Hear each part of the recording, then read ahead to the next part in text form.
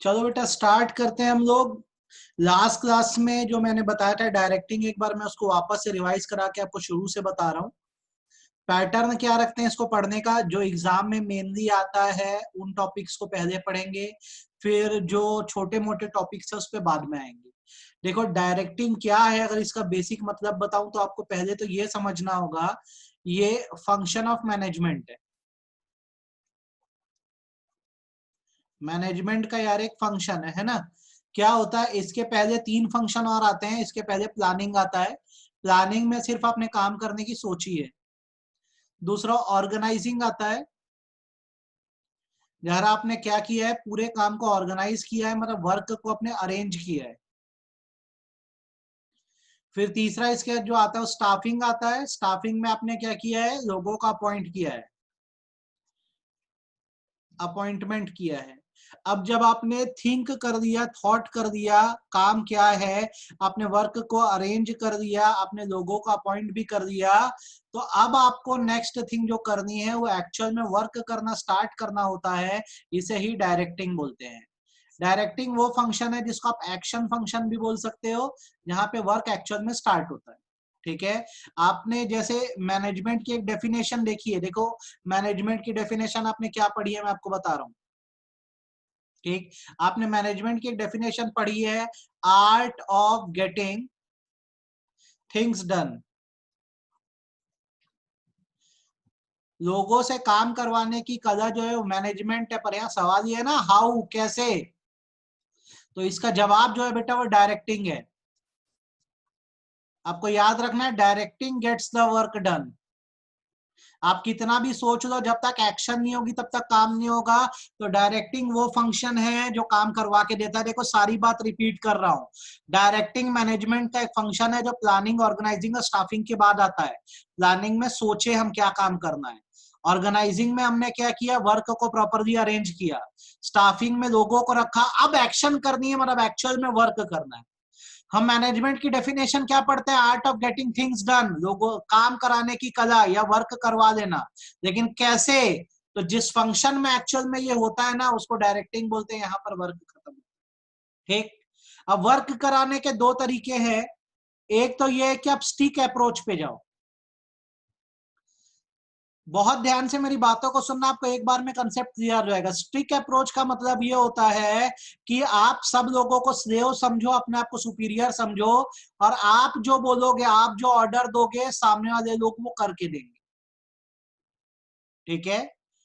ये जो अप्रोच है एक तरह की फेल्ड अप्रोच है, क्योंकि अब लोग बहुत समझदार हो गए हैं, और आप आंख बंद करके कुछ बोलोगे करने तो लोग नहीं करेंगे। तो अब जो अप्रोच यूज होती है उसको कैरेट अप्रोच बोलते हैं। इसको आप केयर भी कह सकते हो। यहां पर क्या होता है, अब बॉस बॉस नहीं रह गया है, इसको मिलजुल कर काम करवाना होगा। और अब जब ये किसी से काम करवाएगा, अपने वर्कर से काम कराएगा, तो पहले उसे वर्क का इंस्ट्रक्शन देना होगा। ठीक है। दूसरी चीज गाइड करनी होगी। तीसरा इंस्पायर करना होगा। चौथा मोटिवेट करना होगा। पांचवा कम्युनिकेट करना होगा। सर अभी भी क्या बोले समझ नहीं आया हमको। तो मैं ये बोल रहा हूं कि यहाँ पर मान लो अक्षय नाम का एक पर्सन है, बड़ा रूड बंदा है, ये अपने सारे वर्कर को रोज बहुत बुरी तरह से ट्रीट करता है, बोलता है चलो काम करो। तो वर्कर क्या अपने आप को मजदूर समझने लग जाएंगे, और इनमें वर्क सेटिस्फेक्शन नहीं आएगा तो ये काम छोड़ देंगे या ढंग से काम नहीं करेंगे। मैं बोलता हूं एक दूसरा पर्सन है अजय, इसका काम कराने का तरीका अलग है। जब ये वर्कर से काम कराता है तो बोलता है मैं बिल्कुल आपके साथ हूं, जब मैं आपको कोई काम इंस्ट्रक्ट करूंगा तो सिखाऊंगा भी, आपको मैं खुद करके दिखाऊंगा ताकि आप इंस्पायर हो, आपको मैं फायदा बताऊंगा इस काम का क्या है ताकि आप मोटिवेट हो, और लगातार मैं आपसे बात करता रहूंगा। तो हमेशा याद रखो, जब भी आप डायरेक्टिंग की बात करोगे, आप कैरेट अप्रोच या केयर अप्रोच पे जाते हो। मतलब आप अगर बॉस हो और आपको काम कराना है तो आपको वर्कर को पहले पूरा इंस्ट्रक्शन देना होगा, यार काम कैसा है, फिर उसको गाइड करना होगा, उसको इंस्पायर, मोटिवेट और कम्युनिकेट करना होगा। तो यहाँ पे अगर मैं डिफाइन कर दूं तो देखो ऐसे डिफाइन होता है डायरेक्टिंग, और यही डेफिनेशन याद रखना, directing refers to instructing comma guiding, comma inspiring, comma motivating and communicating with the employee to achieve goal of organization. जब आप अपने एम्प्लॉय को वर्क का इंस्ट्रक्शन देते हो, बताते हो काम क्या है, आप उसे बराबर गाइड करते हो, सिखाते हो काम कैसे करना है, आप उसके लिए एक रोल मॉडल बनते हो, उसको इंस्पायर करते हो, आप उसको मोटिवेट करते हो और लगातार आप उससे बात करते हो जिससे ऑर्गेनाइजेशन का गोल अचीव होता है, तो इसको डायरेक्टिंग कहा जाता है। आप बताओ, आपको डायरेक्टिंग का मतलब समझ आया कि नहीं, हाँ या ना? Yes sir. आ गया? Yes sir.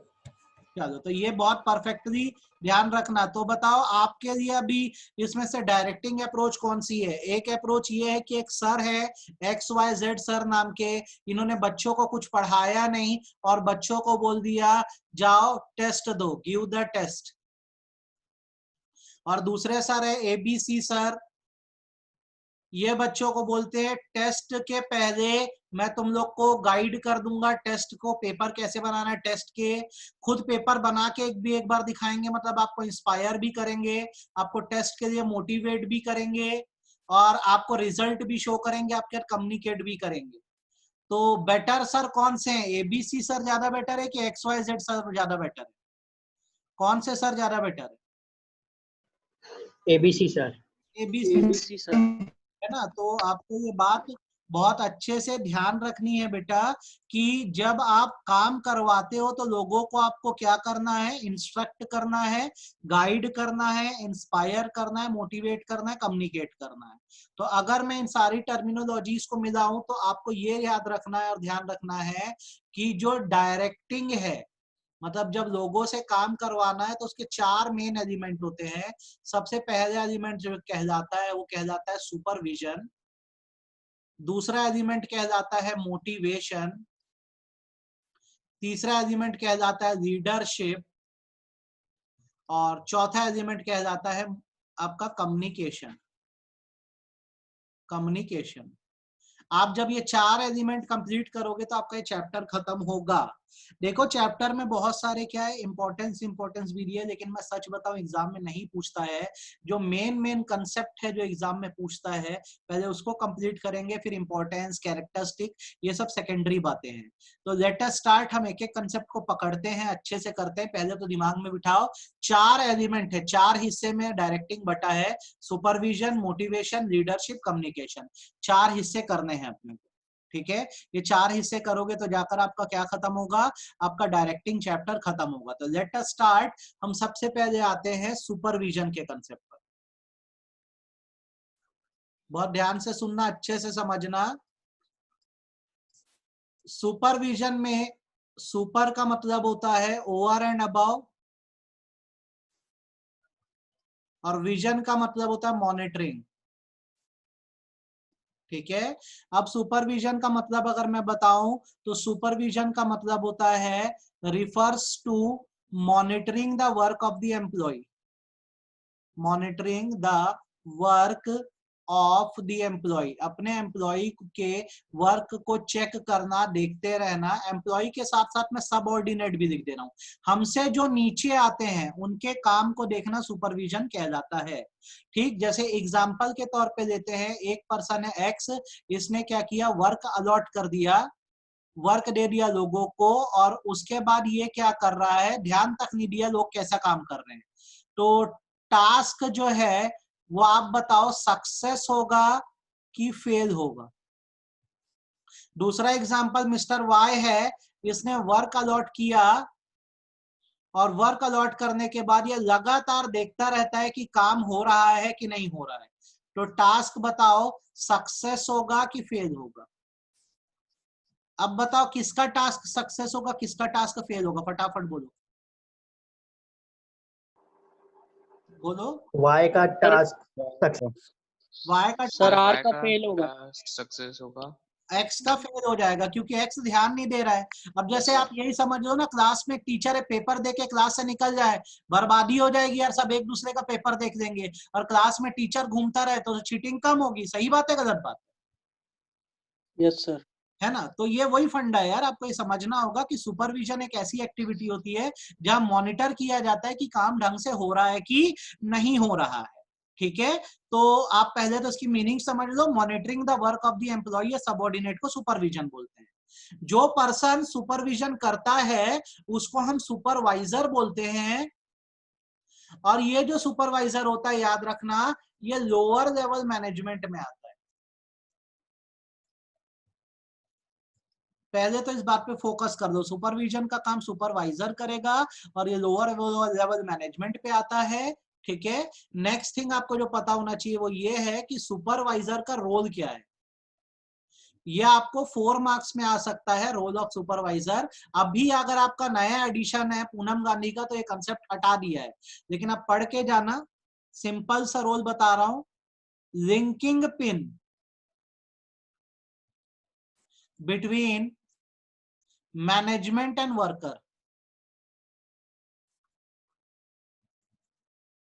भाई सुपरवाइजर क्या है, वर्करों के ऊपर है और मैनेजमेंट के नीचे, क्योंकि लोअर लेवल में आता है। तो जैसे 3 लेवल ऑफ मैनेजमेंट है, टॉप है, मिडिल है और मैं बोलता हूं लोअर है। तो सुपरवाइजर कहां पे आ रहा है, लोअर लेवल पे आ रहा है। अब इसके नीचे कौन आ रहे हैं, वर्कर आ रहे हैं। तो इसका काम क्या है, मिडिल लेवल से जो ऑर्डर आएगा उस ऑर्डर को नीचे पहुंचाना वर्कर तक, और वर्कर लोग की जो प्रॉब्लम्स होगी वो कहां तक पहुंचाना, middle level and top level तक। तो सुपरवाइजर का सबसे पहला काम है, ये एक लिंकिंग पिन है, मतलब ये टॉप और मिडिल लेवल को वर्कर से जोड़ता है। टॉप और मिडिल जो ऑर्डर्स देंगे वर्कर तक पहुंचाएगा, और वर्कर्स की जो भी प्रॉब्लम है वो मिडिल और टॉप लेवल तक पहुंचाएगा। ये इसका फर्स्ट रोल है, ये याद रखना। दूसरा रोल है guiding and instructing the employees. Guiding and instructing the employees, जो वर्कर होते हैं उनको कैसे काम देना है, उनसे कैसे काम करवाना है, ये काम सुपरवाइजर ही करता है। तो रोल में आए हैं तो 2 रोल को एकदम अच्छे से दिमाग में बिठा लो। ये मैनेजमेंट और वर्कर के बीच का एक लिंकिंग पिन है।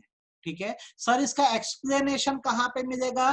तो इसका भैया मैं आपको नोट्स भेज देता हूँ, उससे पढ़ लो आप। या तो आपके ऐसा जैन एंड या गर्ग है, सब में दिया है, कहीं भी पढ़ सकते हो, एनसीईआरटी में भी दिया हो। तो आपका पहला एलिमेंट सुपरविजन इतना ही है। सुपर का मतलब ओवर एंड अबव होता है, विजन मतलब मॉनिटरिंग होता है। जब आप अपने एम्प्लॉइज के वर्क को मॉनिटर करते हो तो इसको क्या कहते हैं, सुपरविजन कहते हैं। इस एक्टिविटी को करने वाला सुपरवाइजर है जो लोअर लेवल मैनेजमेंट में आता है। इसका रोल क्या है, पहला तो ये लिंकिंग पिन है, किसके बीच का, मैनेजमेंट और वर्कर के बीच का। मैनेजमेंट के जो भी ऑर्डर एंड इंस्ट्रक्शन है वर्कर तक पहुंचाएगा। वर्कर्स की प्रॉब्लम्स या सजेशन को, सजेशन भी लिख देता हूं, वर्कर को अगर कोई राय देनी है तो ये किस तक पहुंचाएगा, मैनेजमेंट तक। दूसरा, ये अपने वर्कर या एम्प्लॉइज को गाइड और इंस्ट्रक्ट करता है। आप बताओ, आपको ये समझ आ गया क्या, हाँ या ना?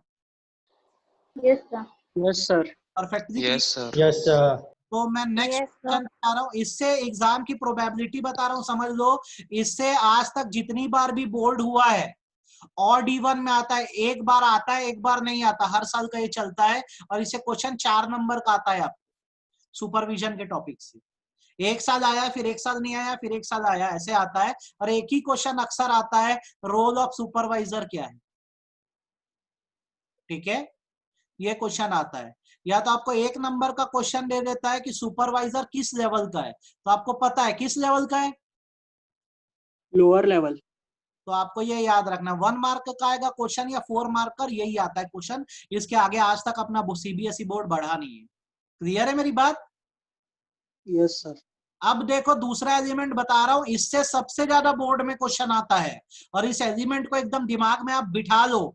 ठीक है, हमारा जो नेक्स्ट एलिमेंट है डायरेक्टिंग का, वो है मोटिवेशन। ठीक है, मोटिवेशन को बहुत ध्यान से सुन लेना, अच्छे से समझ लेना, इसकी रिकॉर्डिंग भी भेज दूंगा, थोड़ा सा देख लेना। ठीक है, मोटिवेशन क्या है अगर मैं बताऊं तो याद रखना, ये एक मेंटल या इसको आप साइकोलॉजिकल भी बोल सकते हो, मेंटल या साइकोलॉजिकल फिनोमिना है। फिनोमिना मतलब होता है प्रोसेस। फिनोमिना है या इसको आप प्रोसेस बोल सकते हो, where employees are simulated. Simulated का मतलब होता है डायरेक्टेड, आगे बढ़ाना, डायरेक्टेड टू अचीव गोल। एकदम सिर के ऊपर से गई होगी डेफिनेशन, मेरे को भी पता है। मोटिवेशन का मतलब सुनो, ये एक मेंटल प्रोसेस है। मेंटल इसलिए क्योंकि इसमें दिमाग काम करता है, जहां एम्प्लॉय को बढ़ावा दिया जाता है कि वो गोल अचीव करके दे। ये पहले तो डेफिनेशन दिमाग में बिठाओ। अब मोटिवेशन क्या होता है इस पे आ जाते हैं। तो जैसे मैं बोलता हूँ ये मेंटल प्रोसेस है, तो क्या होता है कि मोटिवेशन का सिंपल सा हिसाब है कि जब तक आपको जरूरत नहीं होती, नीड नहीं होती, आप कभी भी कुछ अचीव नहीं करते। जैसे जब तक आपको भूख नहीं लगेगी तब तक आप खाना क्यों खाओगे? सीधी सी बात है। अगर आपका पेट भरा हुआ है तो कितना भी अच्छा मैं दुनिया का खाना आपके सामने लाकर रख दूं, आप नहीं खाओगे। इंसान हमेशा याद रखना मोटिवेट होता है अपनी जरूरतों से, अपनी नीड से। आपकी अगर जरूरत है और जरूरत लायक आपको कुछ मिल जाता है तो आप उसको अचीव करने के लिए मोटिवेट हो जाते हो। तो इसको हम 3 टर्म्स में सम अप कर सकते हैं। आपकी जो जरूरत है बेटा उसको मोटिव बोलते हैं, इसको मैं अंदर की आग कहता हूं। ठीक है, जो बाहर आपकी जरूरत को पूरा कर सकती है चीज, वो आपका मोटिवेटर है। ठीक है, और अगर आपको मोटिवेटर मिल जा रहा है तो आपके अंदर अपने आप क्या आ जाएगा, मोटिवेशन आ जाएगा और आप उस चीज को अचीव कर दोगे। इसके हम 1000 एग्जांपल दे सकते हैं। जैसे मेरा मोटिव है एक प्रॉपर फिटनेस पाना। ठीक है, अब मैंने 2-3 वीडियो फिटनेस के देख लिए, मेरे को लगा जिम जाना चाहिए, तो जिम एक एक्सटर्नल फैक्टर है, मेरा मोटिवेटर हो गया। अब मेरे अंदर मोटिवेशन आ गया है कि मुझे अगर फिटनेस बनानी है तो मुझे जिम जाना होगा, तो एडमिशन टू जिम ले लूंगा। ठीक है, मेरे को अभी गरीबी लग रही है, पैसा उतना मेरे पास है नहीं, पावर्टी है, तो मेरे लिए सबसे बेस्ट मोटिवेटर क्या है? अगर मैं गरीब हूं, वाला गरीब नहीं जो एक बड़ा दर्दा लड़का आता है, वो नहीं। अगर मैं अभी गरीब तो मेरे लिए सबसे बड़ा मोटिवेटर क्या है? बोलो, फटाफट बोलो। अगर मैं गरीब हूं तो मेरे लिए सबसे बड़ा मोटिवेटर क्या है? Sir job. कुल मिलाकर पैसा। पैसा यस अर्न सर। करने का तरीका। ठीक है, यस किसी भी सर। तरह से तो मेरे अंदर अपने आप मोटिवेशन आ जाएगा कि मैं किसी भी मीन्स को या तरीके को ढूंढूंगा कि मुझे क्या अर्न हो, मनी अर्न हो।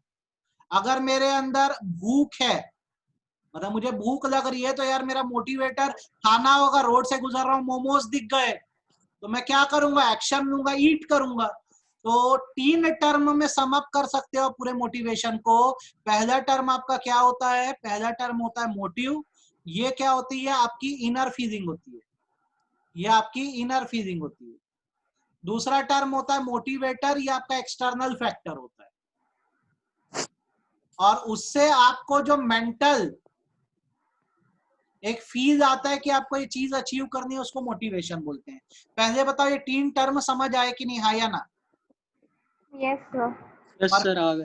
Yes sir. तो जब बुक खोलोगे ना तो ये तीनों टर्म दिया, तीनों का मतलब आप समझ गए हो ना अच्छे से? Yes yes sir. सर। अब जो एग्जाम में आता है मुद्दे की बात, उस पर आते हैं और उस चीज को हम पढ़ते हैं। आपको हर एग्जाम में जो चीज पूछी है और 6 नंबर की, वो है मैस्लो नीड हायरार्की थ्योरी। दिमाग में बिठा लो, रट जानी चाहिए, ये 6 नंबर की थ्योरी है। 6 मार्क्स में पूछता है मैस्लो नीड हायरार्की थ्योरी। आपको मैं सिखा दे रहा हूं, आप बहुत अच्छे से समझ लो। आपको ऊपर एक बात मैंने बोली है कि यार मोटिवेशन एक मेंटल प्रोसेस है, और जब तक आपकी जरूरत नहीं होगी आप मोटिवेट नहीं होगे। तो मैस्लो थ्योरी जो है, ये मैनेजर को ये बताती है कि वो किसी को कैसे मोटिवेट कर सकता है। तो ये क्या होता है, पिरामिड के फॉर्म में बनती है। इसमें लोगों का क्या है, नीड लेवल बताया जाता है। जैसे सबसे नीचे जो आता है उसको बोलते हैं फिजियोलॉजिकल नीड।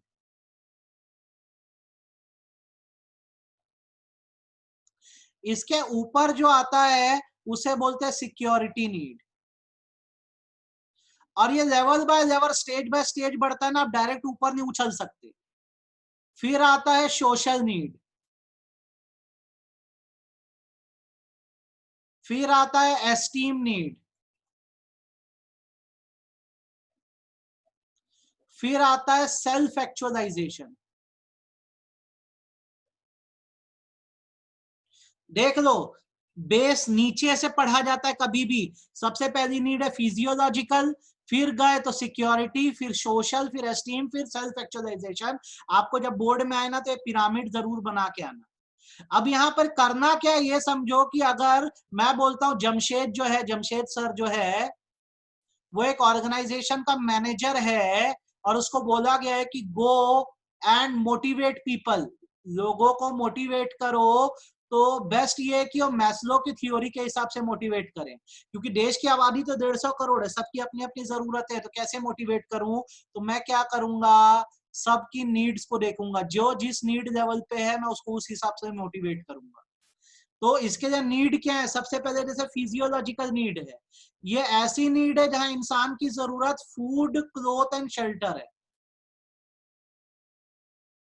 मतलब इस लेवल के लोग ऐसे हैं जिनके पास अभी ढंग से ना खाने को है, ना कपड़ा है, ना मकान है रहने को।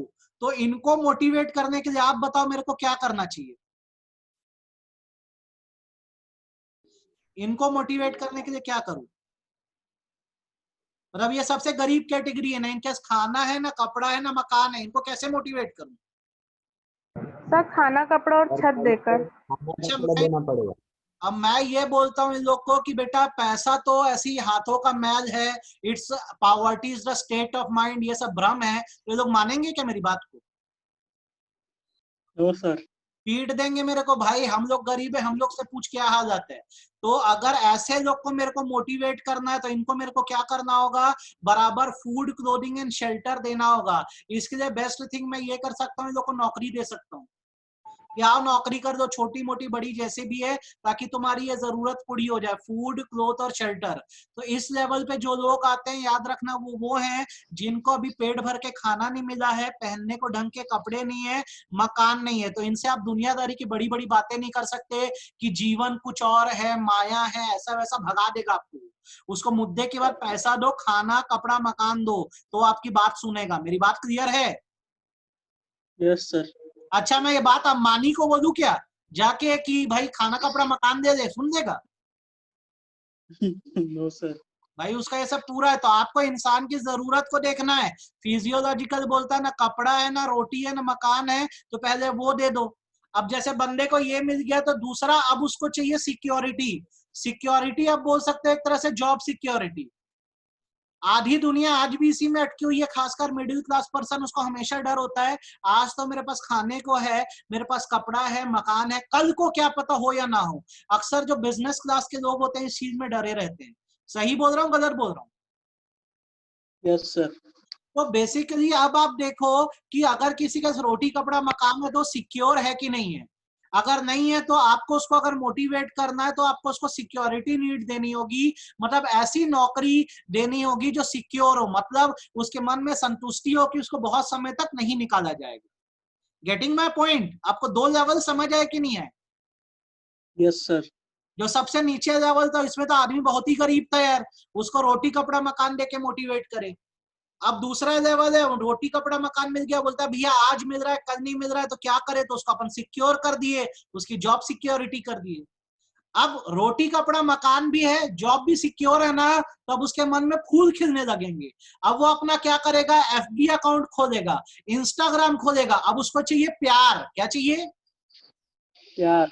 लाइक्स चाहिए, कमेंट चाहिए, सेल्फी लेके ऐसे फोटो डालेगा। समझे? तो इसको बोलते हैं सोशल नीड। तो आप देखो अगर इस लेवल का पर्सन है तो इसको चाहिए सेंस ऑफ बिलोंगिंगनेस।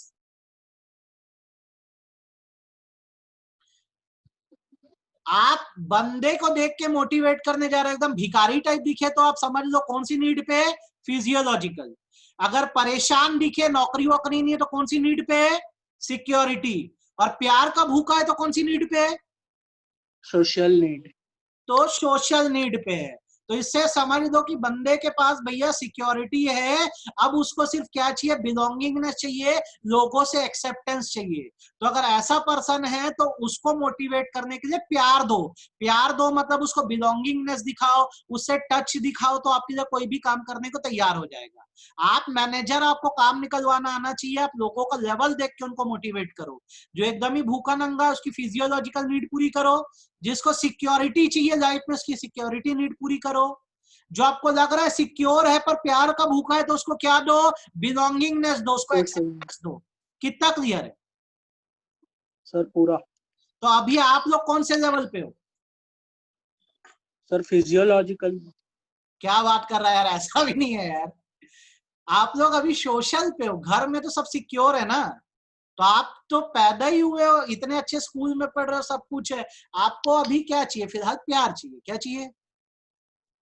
ऐसा मैं प्यार। मान सकता हूँ, ठीक है।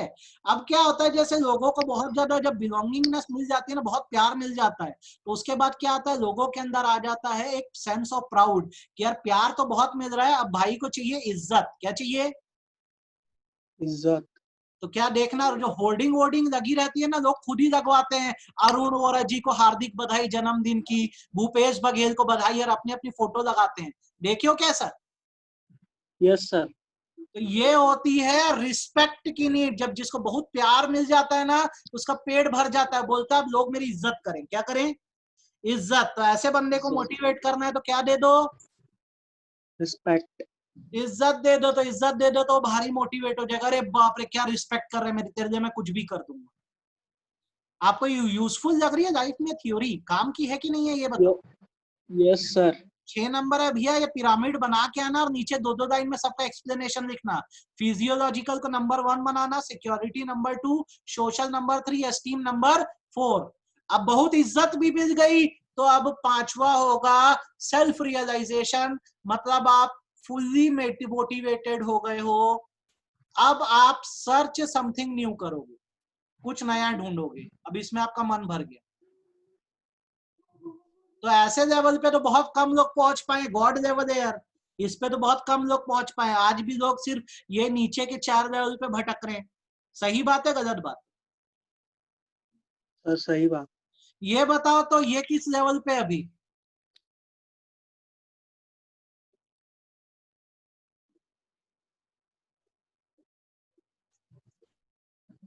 सचिन तेंदुलकर किस लेवल पे हैं?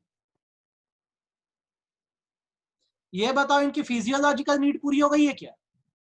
Yes sir. Security, yes sir. Social, yes sir. Esteem. Yes sir. तो ये कहां पर है? सेल्फ एक्चुअलाइज हो गया तो संन्यास दे दिया ना, दूसरी चीजें करते हैं कि नहीं करते हैं? संन्यास लेने का मतलब क्या है? उस चीज से फुलफिल हो गए, क्रिकेट लाइफ पूरी हो गई है ना। आप ये यस। बताइए किस लेवल पे एक मिडिल क्लास पर्सन, वो कहाँ जूझ रहा है अभी? कौन से लेवल पे? और किन सर लेवल के बीच? Security need. सिक्योरिटी और सोशल के बीच में अटका हुआ है एक आम आदमी, जैसे हमारे जैसे मेरे जैसा आम आदमी। हम अभी भी किस में जूझ रहे हैं? सिक्योरिटी और सोशल नीड में जूझ रहे हैं, उसके ऊपर नहीं बढ़ पाए हैं। अंबानी जैसे लोग जो हैं, पैसा बहुत कमा लिए हैं, वो इज्जत के लिए भटकते हैं ज्यादातर, तो इसलिए तो हर चीज स्पॉन्सर करते हैं। तो वो कौन सी नीड पे है? एस्टीम वेस्टीम। Esteem need.